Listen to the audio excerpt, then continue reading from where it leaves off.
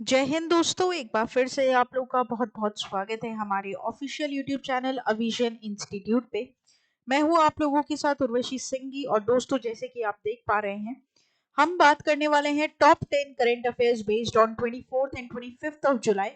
और दोस्तों, मैं आप लोगों को बता दूं कि जितना भी हमारा सेशन यहाँ पर करंट अफेयर्स का चल रहा है, वो सभी स्पेसिफिकली डेडिकेटेड रहेगा आरआरबी पीओ मेंस के लिए।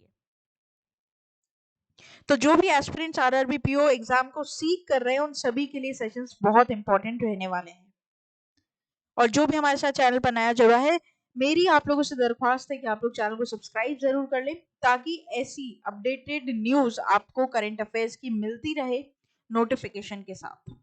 सबसे पहली न्यूज यहाँ पर आ चुकी है दोस्तों, हेनले पासपोर्ट इंडेक्स 2023। तो यहाँ पर रिपोर्ट और इंडेक्सेस एक बहुत ही इंपॉर्टेंट रोल प्ले करता है, जैसे कि मैंने आपको बताया था, है ना। मैंने आपको ये हमेशा बताया है कि कौन सा सबसे इंपॉर्टेंट सेगमेंट है, तो उसमें सबसे ऊपर जो नाम आता है दोस्तों, वो आता है रिपोर्ट और इंडेक्सेस का।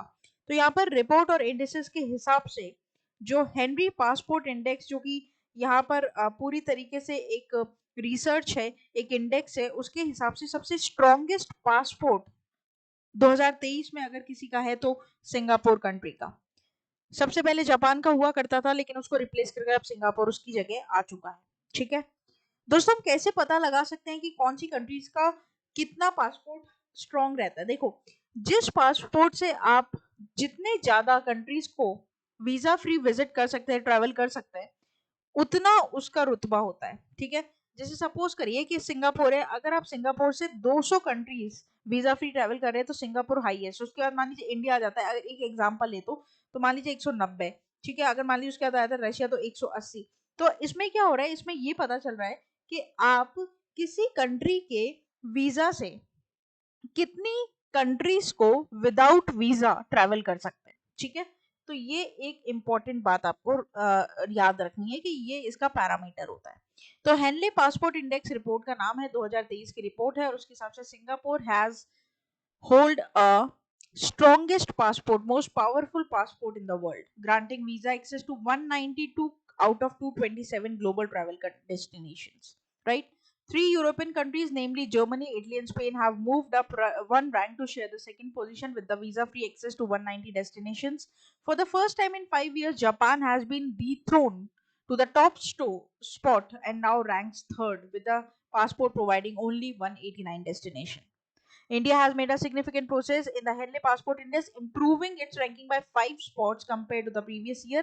It currently shares the 80th position on the index with Togo and Senegal. And we can access 57 countries visa free by with the help of Indian passport, reflecting the country's enhanced global travel privileges, right? तो यहाँ पर India की जो सुधार है rank में, वो आपके एग्जाम में एक बहुत ही इंपॉर्टेंट क्वेश्चन दोस्तों बना सकता है। ठीक है, तो आप इसे क्या करेंगे, मार्क करेंगे, क्योंकि ये आपके एग्जाम के लिए काफी इंपॉर्टेंट यहाँ पर रहता है। दोस्तों, उसी के साथ मैं आप लोगों को बता दूं कि आप जरूर उत्सुक होंगे जानने के लिए कि कौन कौन सी कंट्रीज कौन कौन से नंबर पे है। तो देखो, सिंगापुर तो है ही फर्स्ट पे, सेकंड पे जर्मनी, इटली और स्पेन आ जाता है 190 कंट्रीज के साथ। फिर थर्ड पर आ जाता है Japan, South Korea, Luxembourg, Sweden, France, Finland, Austria with 189 countries. Fourth पर आता है Netherland, UK, Ireland, Denmark 188 countries के साथ। फिर Belgium, New Zealand, Norway, Portugal, Switzerland, Malta. ठीक है, ये 187 कंट्रीज फ्री वीजा फ्री आप ले सकते हैं। ऑस्ट्रेलिया, हंगरी, पोलैंड 6 नंबर पर आता है। 7th पर कनाडा, ग्रीस 185 के साथ। 8th पर लिथुआनिया और यूएस। 9th पर आता है स्लोवाकिया और स्लोवेनिया। ठीक है, और 10th पर आइसलैंड आता है। सबसे खराब जिसका यहाँ पर रैंक रहा है दोस्तों, 130 तीसरे नंबर पर आती है 103, अफगानिस्तान। सिर्फ 27 कंट्रीज को आप वीजा फ्री ट्रैवल कर सकते हैं। 102 नंबर पर आती है इराक, 29 कंट्रीज के साथ। ठीक है, उसके बाद पाकिस्तान आता है नीचे से चौथे नंबर पर। ठीक है, उसी के बाद अगर मैं बात करूं, नीचे से 8वें नंबर पर आता है बांग्लादेश। फिर आता है श्रीलंका 9वें नंबर पर। ठीक है, कोसोवो 10वें नंबर पर 42 कंट्रीज के साथ। तो ये सबसे खराब रैंकिंग यहाँ पर होल्ड करते हैं। ठीक है, तो सारी मैंने आप लोग को यहाँ पर न्यूज दे दी। अब इससे रिलेटेड जो भी एग्जाम में क्वेश्चन आता है, डेफिनेटली क्रैक कर लेंगे। तो which country emerges as the strongest passport according to the report of Henley's Passport Index 2023? तो करेक्ट हो जाएगा यहाँ पर, आपको पता है, सिंगापुर। ठीक है, कितनी कंट्रीज के साथ दोस्तों? 190 कंट्रीज के साथ। ठीक है, देखो यहाँ पर दोस्तों हम ना केवल 190 नहीं 192 कंट्रीज के साथ, ठीक है, यहाँ पर हम ना केवल दोस्तों करंट अफेयर्स की बात करेंगे बल्कि आपको स्टैट्स के लिए भी तैयार करेंगे, ठीक है। तो एक ही अंडर दी वन रूफ आपकी सारी प्रिपरेशन यहाँ पर होगी। आगे बात करते हैं न्यूज नंबर 2 के ऊपर। Nokia and TSSC launches 5G skill development centre in Gujarat. तो दोस्तों यहाँ पर नोकिया और TSSC दोनों आपस में कोलैबोरेशन में आए हैं ताकि 5G को यहाँ पर क्या कर सके, इनिशिएट कर सके। हालांकि ऑलरेडी रिलायंस ने कर दिया है, लेकिन अब एक और, क्योंकि देखो मोनोपोली नहीं होनी चाहिए, कभी किसी चीज की मोनोपोली हो गई तो फिर वो जितने रुपए मांगे हमें देनी पड़ेगी उसकी सर्विसेज के लिए। तो यहाँ पर एक स्किल डेवलपमेंट सेंटर बनाया गया है नोकिया और TSSC के द्वारा, that is telecom sector skill council, ठीक है। और आपको मैं बता दूं ये कौन से स्टेट में हो रहा है दोस्तों, तो गुजरात में हो रहा है। ये एक इंपॉर्टेंट पैरामीटर यहाँ पर बनेगा कि गुजरात है ना। अच्छा, उसी के साथ साथ पहले हम बात कर लेते थोड़ी सी स्टैट्स की नोकिया को लेकर।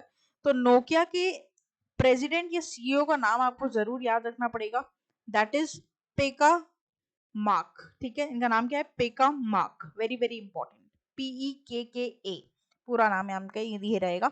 तो centre of excellence at IIT Kuber Nagar will establish a skill lab dedicated to training individuals with 5G technology skill. Now it will going to give job placements, offer job placements at least 70% of the learners within 4 to 6 weeks of the completion of the course. Approximately 300 candidates will be benefited by this program, and Balwant Singh Rajput, the cabinet minister of labor and employment in the state, presided over inauguration ceremony of 5G skill development center, right? तो यहाँ पर main objective क्या है इसका कि भैया 300 से ज्यादा लोगों को within 4 to 6 week of the training or the program उनकी जॉब उनके हाथ में होनी चाहिए, ठीक है। तो एक स्किल डेवलपमेंट सेंटर यहाँ पर खोला गया है दोनों ऑर्गेनाइजेशंस के बीच में मिलकर, किस किस के, नोकिया और TSSC के द्वारा। तो Nokia and TSSC launches 5G skill development centre in which state, तो करेक्ट हो जाएगा गुजरात। आगे बात करते हैं न्यूज नंबर 3 की दोस्तों। एक इंपॉर्टेंट अपॉइंटमेंट है यहाँ पर, है ना। तो फाइनेंस मिनिस्ट्री ने प्रमोद राव जी को यहाँ पर मेंबर ऑफ द बोर्ड चुना है, किसके लिए, IFSCA के लिए, ठीक है, that is international financial services centre authority. अब दोस्तों इसके ऊपर हमें पूरी बात करनी पड़ेगी कि ये अपॉइंटमेंट क्या है, कौन सी अथॉरिटी के लिए है, क्योंकि अपॉइंटमेंट दूसरा मोस्ट इंपॉर्टेंट सेगमेंट होता है करंट अफेयर्स का, है ना। तो इसे तो हमें पूरा करना ही पड़ेगा। तो देखो यहाँ पर क्या है। It may be recalled that Rao took charge as SEBI executive director on 15th of July. Prior to this assignment at SEBI, Rao, an alumnus of the National Law School of India University, held the position of Group General Counsel. Right now, he has appointed by Finance Ministry on the position of Board of Member for the IFSCA. ठीक है, तो ये एक बहुत important बात यहाँ पर रहेगी। अब ये IFSCA है क्या, इसके बारे में बात करते हैं। ये अथॉरिटी काम क्या करती है इंडिया में। देखो, IFSCA एक स्टैट्यूटरी अथॉरिटी है जो कि international financial services centre authority act के अंदर बनाई गई है इंडिया में, और ये आपको गिफ्ट सिटी गुजरात में देखने को मिलेगी, ठीक है। तो यहाँ पर बेसिकली फॉरेन बिजनेसेस को इंटरनेशनल फाइनेंशियल सर्विसेज सेंटर में इंडिया में लेकर आना इस कंपनी का काम है, इस ऑर्गेनाइजेशन का काम है, जो कि इंडिया को क्या करती है, फॉरेन बिजनेसेस के साथ अटैच करती है। सिंपल बात अगर मैं आपको बताऊं तो इंडिया में फॉरेन बिजनेसेस, फॉरेन डेवलपमेंट लाना या फॉरेन बिजनेसेस का इंटरेस्ट यहाँ पर क्रिएट करना इस अथॉरिटी का काम है, सिंपल वर्ड्स में। To whom Finance Ministry recently appointed as member in the board of International Services Center Authority, that is Pramod Rao. आगे बात करते हैं न्यूज नंबर 4 के ऊपर। दोस्तों, नीरज अखूरी जी को इलेक्ट किया गया as a president of cement manufacturers association, CMA का, ठीक है। और पार्थ जिंदल वाइस प्रेसिडेंट क्या हुए हैं, इलेक्ट हुए हैं। तो यहाँ पर नीरज अखूरे जी को क्या किया गया है, इलेक्ट किया गया है president for cement Manufacturers Association. The apex body of India's large cement manufacturers unanimously elected Neeraj Akhuri, Managing Director of She Cement, as President of Parth Jindal, Managing Director of JSW Cement as Vice President, right? Very very important, बहुत ही तगड़ा background के साथ ये दोनों यहाँ पर appoint किए गए हैं। और आपको मैं बता दूं कि 30 साल का रिच एक्सपीरियंस है किसको, नीरज जी को। ऑलरेडी स्टील और सीमेंट का जो सेक्टर है इसमें काफी लीडरशिप रोल्स ये प्ले कर चुके हैं। और दोस्तों सीएमए एक ऐसा एसोसिएशन है जो इंडिया में जितनी भी सीमेंट इंडस्ट्रीज हैं सब इसके अंडर हैं, सब पर इसकी नजर है। ठीक है, 90% टोटल सीमेंट कैपेसिटी ये रखता है इंडिया को देने के लिए। अच्छा, variety of activity CMA perform करता है, जैसे इंडस्ट्री स्टैंडर्ड्स को मेंटेन करता है, रिसर्च डेवलपमेंट करता है। ठीक है, रिसर्च एंड एनालिसिस भी इसके हाथ में, गवर्नमेंट रिलेशंस ये मेंटेन करता है। तो काफी बड़ी ऑर्गेनाइजेशन ये है यहाँ पर। ठीक है, और एशिया की वेरी वेरी रिनाउंड अगर मैं आपको बात करूँ तो फेडरेशंस में से भी एक है सीएमए, राइट। तो dash elected as president of cement manufacturers association, that is Neeraj Akhouri. और दोस्तों एक और आपको नाम याद रखना पड़ेगा यहाँ पर, किसका, पार्थ जिंदल जी का, जो कि वाइस प्रेसिडेंट इलेक्ट हुआ है। आगे बात कर लेते हैं न्यूज नंबर 5 के ऊपर, एक और अपॉइंटमेंट। और ये सेगमेंट, ये जो एडिशन है, ये जो सेशन है आप लोगों के लिए करंट अफेयर्स का, वो हीरो सेशन बन जाता है, क्योंकि इतने अपॉइंटमेंट्स में से एक अपॉइंटमेंट आना तो पक्का है आपका एग्जाम में। तो Rajiv Kumar Sinha is a new SBI caps MD. दोस्तों एसबीआई कैपिटल मार्केट के एमडी पोस्ट पर रजय कुमार सिन्हा जी को अपॉइंट किया गया है। ठीक है, बस इतनी सी बात आपको यहाँ पर क्या करनी है, याद रखनी है, इनका नाम आपको यहाँ पर याद रखना है दोस्तों। एसबीआई कैप्स के लिए, एसबीआई कैपिटल मार्केट लिमिटेड के लिए, कैप्स की फुल फॉर्म है कैपिटल मार्केट लिमिटेड। ठीक है, ध्यान रखना आप लोग। 6 रीजनल ऑफिसेज हैं एसबीआई कैप के इंडिया में। ठीक है, कहाँ कहाँ पर है, कोलकाता, न्यू दिल्ली, बेंगलुरु, अहमदाबाद, चेन्नई, हैदराबाद। ठीक है, और ये यहीं से ही मेन क्या होता है, पूरा तैयार होता है, मतलब एसबीआई कैप का पूरा प्रोग्राम इन 6 जगहों से, रीजनल ऑफिस से चलता है। इसको स्टैब्लिश किया गया था अगस्त 1986 में। हालांकि क्वेश्चन इस पर पूछेगा नहीं, लेकिन आपकी नॉलेज के लिए बहुत इंपॉर्टेंट है। ठीक है, और एशियन डेवलपमेंट एडीबी बैंक ने इसका 14% इक्विटी स्टेक होल्ड कर रखा है, मतलब अप्रोक्सीमेटली 14% होल्ड कर रखा है। ठीक है, एसबीआई कैप का ये काम है कि ये entire investment banking corporate advisory services provide करता है हमारे इंडियन बैंकिंग सिस्टम को, राइट। तो ये एक बहुत इंपॉर्टेंट बात है।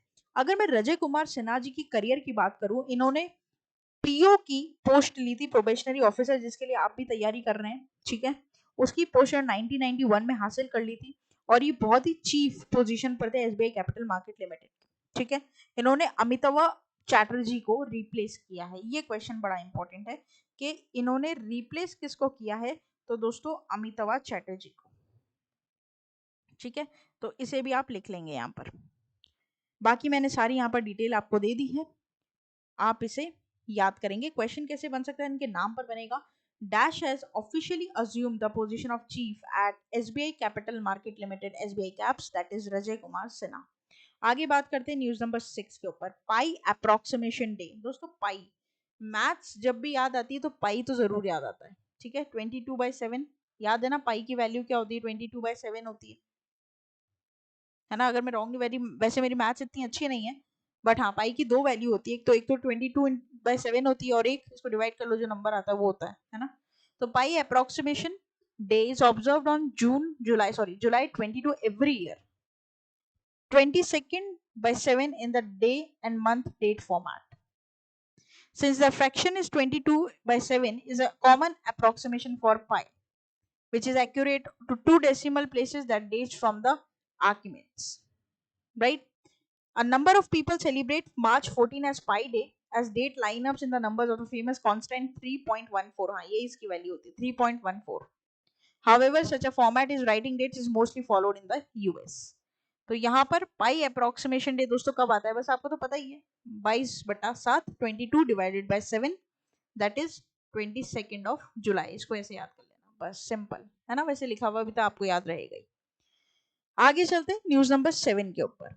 ADB keeps India's financial year 24 growth forecast to 6.4% banking on demand strength। ठीक है, तो यहाँ पर एडीबी ने रिसेंटली प्रोजेक्ट किया है कि इंडिया का जो इकोनॉमिक ग्रोथ है वो 6.4% के आसपास यहाँ पर रहेगा, लेकिन एक कॉन्ट्रैक्शन यहाँ पर फोकस किया गया है। ठीक है, थोड़ा सा झुकाव यहाँ पर है, दबाव यहाँ पर है।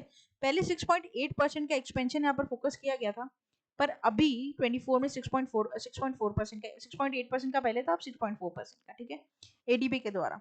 एशियन डेवलपमेंट बैंक काफी इंपॉर्टेंट बैंक है दोस्तों, ये आपको पता है, इंटरनेशनल ऑर्गेनाइजेशन की, जैसे आईएमएफ है, वर्ल्ड बैंक है, उस हिसाब से। हालांकि इकोनॉमिक ग्रोथ मैं आप लोगों को बता दूं कि फाइनेंशियल ईयर 24 का प्रोजेक्शन 6.4% है, इन्फ्लेशन 5% है, और 2.2% यहाँ पर जीडीपी का करंट डेफिसिट है अभी इस साल का। तो ये थोड़े से क्या है कि तुम्हें याद करने पड़ते हैं, हम तो क्या होता है रोज डेली न्यूज़पेपर पढ़ते हैं दोस्तों, आर्टिकल्स पढ़ते रहते हैं, तो हमें याद रहते हैं ये सारी चीजें। आपको कैसे याद रहेगी, आप डेली फोकस करिए किस पे, सिर्फ ये जो करंट अफेयर्स की 10 क्वेश्चन आते हैं ना उन पे। अब जिसको नहीं याद होता है तो उसमें अपना टाइम वेस्ट मत करना कि याद करना ही है, ऐसा कुछ नहीं याद हो रहा है छोड़ दो, कोई बात नहीं, रिफ्लेक्सिव माइंड थोड़ा बहुत काम करेगा, अगर श्योर होते हो तो वहां पे टिक कर देना, अदरवाइज क्वेश्चन छोड़ देना, क्योंकि नेगेटिव मार्किंग भी होती है, तो बेमतलब टिक करोगे, नेगेटिव मार्किंग लाओ का मतलब नहीं है ना। जब श्योर हो तभी आंसर वहां पर अटेम्प्ट करना। तो ADB keeps India's financial year 24 growth forecast at dash banking on demand strength, तो करेक्ट हो जाएगी 6.4%।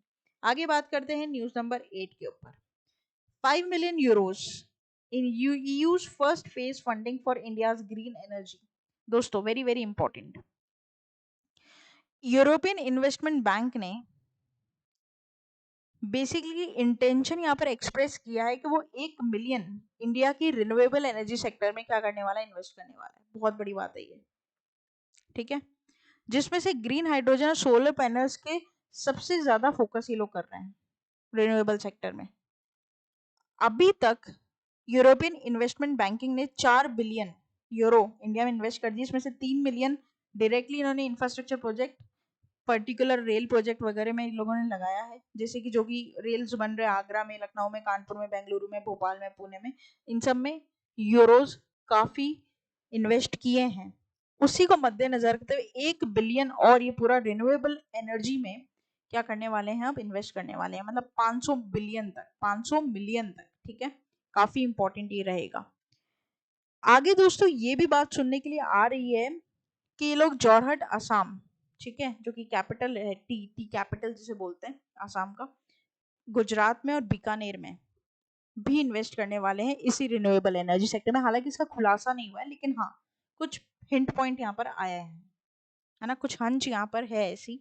लेकिन अभी आपको ये ध्यान रखना है कि 500 मिलियन का रिसेंटली इन्वेस्टमेंट हुआ है, किसमें, हमारे इंडिया की ग्रीन एनर्जी में, जिसमें फोकस क्या है, ग्रीन हाइड्रोजन, ठीक है, और सोलर पावर, ये दो मेन फोकस है रिन्यूएबल एनर्जी का। आगे बात करते हैं न्यूज नंबर 9 के ऊपर। PM congratulates India continent on winning 27 medals at 25th Asian athletic championship 2023। दोस्तों 25th एशियन एथलेटिक चैंपियनशिप 2023 कहाँ पे हुई, बैंकॉक थाईलैंड में, जिसमें इंडिया ने 27 मेडल जीते हैं। ऑल टोटल कितने जीते हैं, 27 मेडल्स यहाँ पर जीते हैं, एक बहुत बड़ी बात यहाँ पर, ठीक है, बहुत गर्व की बात इंडिया के लिए, जिसमें से 6 गोल्ड हैं, 12 सिल्वर और 9 bronze. India secured the third position overall following China and Japan, right. तो यहाँ पर किस किस ने कौन कौन सा मेडल जीता है वो भी मैं एक बार आपको बता दूं। गोल्ड की हम बात कर लेते हैं, सिर्फ 6 की। ज्योति रारा जी ने हर्डल्स में गोल्ड जीता, पारुल चौधरी जी ने स्टीपल चेज में गोल्ड जीता, तजिंद्र पाल सिंह तूर ने शॉर्टपुट में जीता, ट्रिपल जंप में अब्दुल्ला अबू बाकर ने जीता, अजय कुमार सरोज जी ने 1500 मीटर का जो रेस होती है उसमें जीता, और यहाँ पर रिले टीम में, ठीक है, रिले टीम में यहाँ पर जो भी हमारे कंटेस्टेंट्स थे उन्होंने गोल्ड सिक्योर किया, ठीक है। तो इंडिया के टोटल कितने भाई, 27 मेडल, जिसमें से 6 गोल्ड की मैंने आपको बात बताई। How many medals India won at 25th Asian athletics championship 2023, तो करेक्ट हो जाएगा 27 मेडल्स। आगे बात कर देते हैं, लास्ट हमारी न्यूज रहेगी आज के सेशन की आपके और मेरे साथ। Ramgarh reserve celebrates it's first litre. दोस्तों रामगढ़ रिजर्व कहाँ पर है, टाइगर रिजर्व कहाँ पर, राजस्थान बूंदी में, ध्यान रखना। वैसे मुझे तो मुंह जबानी सारे याद है, सेंचुरीज वगैरह, टाइगर रिजर्व वगैरह, इसको याद करने के लिए मैंने एक छोटी सी वीडियो भी आप लोगों के लिए बनाई है, करीबन 12-15 मिनट की वो वीडियो है, जिसमें इंडिया के जितने भी नेशनल पार्क है सब आपको याद हो जाएंगे, ठीक है। बहुत जल्दी वो वीडियो हम रिलीज करेंगे ताकि आपकी स्टैटिक पर भी आपकी कमांड बनती रहे। तो देखिए पहली बार ऐसा हो रहा है कि रामगढ़ विश्वधारी टाइगर रिजर्व जो है बूंदी राजस्थान में 3 शेर के बच्चे, ठीक है, कब्ज जिनको बोलते हैं, उनको बेसिकली विटनेस किया गया है उनके बर्थ के टाइम, ठीक है। Tiger population on the reserve now stand for 5 after the birth of 3 कब्स। Male tiger total 115 है, टिग्रेस यहाँ पर 102 है। डॉटर ऑफ रणथंबोर टाइग्रेस यहाँ पर 73 है। 3 newly born cubs. Tigress earlier gave birth to 2 cubs 2 times.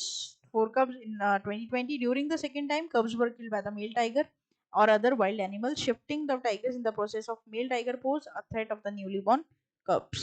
ठीक है, तो यहाँ पर बड़ा इंपॉर्टेंट है ये। वैसे थोड़ा सा ध्यान रख लेना क्योंकि पहली बार विटनेस किया गया, तो हो सकता है नाम पर ही सिर्फ आपसे क्वेश्चन पूछा जाए, इतना ज्यादा डेप्थ में पूछेगा नहीं कि टोटल कितने मेल फीमेल, ऐसा कुछ नहीं पूछता है। बस ये पूछ लेगा कि भैया अगर ऐसा हुआ भी है तो कौन से नेशनल टाइगर रिजर्व में हुआ है, ये बता दो। अब देखो नेशनल पार्क और टाइगर रिजर्व में ना फर्क है, वो आपको उस वीडियो में पता चल जाएगा। तो dash witness the first of 3 cubs for the first time after a year of reallocation of tigers in the park। तो करेक्ट हो जाएगा Ramgarh, Vishdhari tiger national tiger reserve, Bundi, Rajasthan. तो दोस्तों ये था हमारा पूरा टॉप 10 करंट अफेयर्स का सेशन, जिसको हमने बड़े विस्तार से धीरे धीरे सारे स्टेटिस्टिक्स और करंट अफेयर्स की न्यूज़ के साथ कंप्लीट किया। तो वीडियो को यहीं पर विश्राम देंगे। आप लोग हमें डेली फॉलो कर सकते हैं हमारे यूट्यूब चैनल पर, यही यूट्यूब चैनल है, होम सेक्शन पर सब कुछ मिलेगा आपको।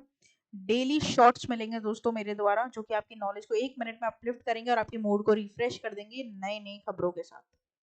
एकदम 1 मिनट में सारी डिटेल आपको मिल जाएगी। प्लेलिस्ट पर जाकर आराम से वीडियोस देखो, मन चाहे एग्जाम के लिए प्रिपेयर करो, मन चाहे सब्जेक्ट के लिए प्रिपेयर करिए, कम्युनिटी बेस पर एमसीक्यू सॉल्व करिए। ना केवल यूट्यूब बल्कि फेसबुक, ट्विटर और इंस्टा पर भी फॉलो कर लीजिए भैया, 24/7 अवेलेबल हैं। सब्सक्राइब करना ना भूलें, बेल आइकन को जरूर प्रेस कर दें। हमारी ऑफिशियल वेबसाइट है avision.co.in, जहां पर आपको सारी डिटेल मिलेगी, live classes, test series, preparation sheet, सब कुछ मिलेगा। फैकल्टी का हर एक इम्पॉर्टेंट और स्ट्रॉन्गेस्ट पार्ट आपको मिलेगा, और आप अपने आप को हसल फ्री बहुत ही मिनिमल प्राइसेस के साथ हमारे साथ रजिस्टर कर सकते हैं। व्हाट्सएप के थ्रू कोई भी क्वेरी हो पूछ लो, और मेरे साथ आप लोग डायरेक्टली जुड़ जाओ टेलीग्राम चैनल पर इन सभी वीडियोस की लिंक और पीडीएफ के लिए। और मेरे द्वारा काफ़ी एमसीक्यूज वहाँ पर अपलोड किए जाते हैं दोस्तों, वो भी तुम्हारे लिए बहुत इंपॉर्टेंट रहेंगे। जो भी पैटर्न नए नए फॉलो होता है, नए नए चेंज होता है, हम उन्हें फॉलो करते हैं और उसके हिसाब से एमसीक्यूज बनाते हैं हमारे बच्चों के लिए, ठीक है। तो फिर देर किस बात की, जुड़े रहिए, देखते रहिए और अपनी प्रिपरेशन को एक लेवल अप ले जाइए अविजन इंस्टीट्यूट के साथ मिलकर। तब तक के लिए दोस्तों, thank you so much and have a nice day.